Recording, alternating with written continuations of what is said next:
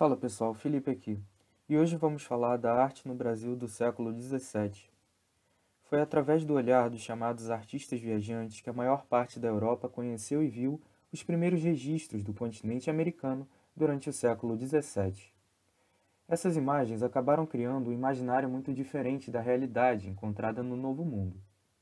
Geralmente, com o objetivo de atrair colonizadores, muitos relatos elaborados já no século XVI associavam o Brasil a uma espécie de paraíso de fauna e flora exuberante, onde os habitantes nativos, representados com traços europeizados, demonstravam uma inocência facilmente dominável.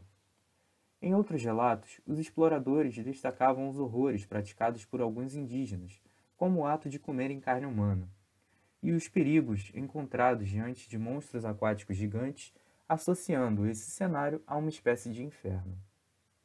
Essa visão eurocêntrica criava, através de textos, desenhos e gravuras, a imagem de uma terra desconhecida e selvagem, segundo os viajantes.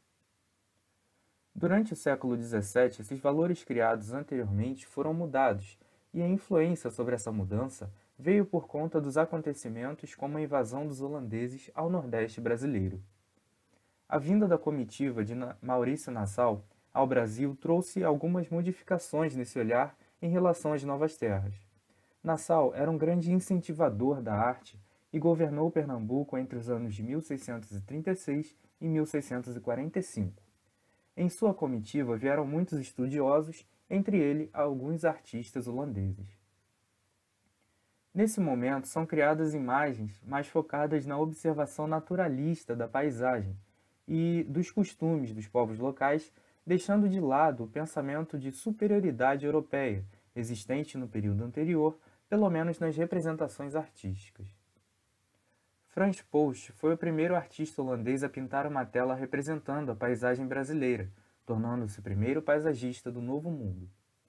As 18 telas que Post pintou durante sua estada no Brasil eram menos exóticas e mais documentais, pois o artista pretendia representar com mais realismo paisagens, batalhas, portos, edificações e detalhes relacionados à topografia e à economia do açúcar, já que a cana-de-açúcar tornou-se a grande riqueza dessa época para os holandeses.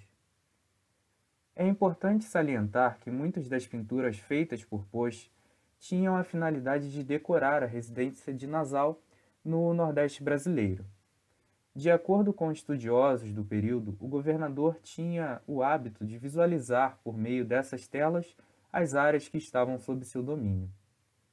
A partir da década de 60, passou a representar a paisagem brasileira de maneira menos fiel, acrescentando em suas telas espécies exóticas de animais e vegetais dos trópicos, pois a fantasia em torno de uma terra desconhecida era o diferencial que fascinava a burguesia holandesa e impulsionava as pessoas a comprarem as obras de Post. Albert Eckhout foi um pintor e desenhista holandês que se especializou no registro da fauna e flora brasileiras e no retrato dos povos que habitavam as novas terras. As obras sobre o Brasil que deixavam Eckhout em evidência são as telas de natureza morta que destacam vegetais tropicais. Outro ponto importante de sua produção estão nos retratos dos típicos humanos, como a pintura de 4 casais de diferentes etnias que habitavam o país durante o governo de Nassau. Aqui, percebemos a existência do imaginário sobre os povos nativos ao perceber que as representações dos indígenas estão cheias de elementos poucos comuns à realidade encontrada. Podem ser vistos elementos como pés e mãos sendo carregados com a maior naturalidade possível, o que na verdade não ocorria desta forma, e foi inserido na imagem pelo artista para mais uma vez alimentar o imaginário europeu criado nos séculos anteriores.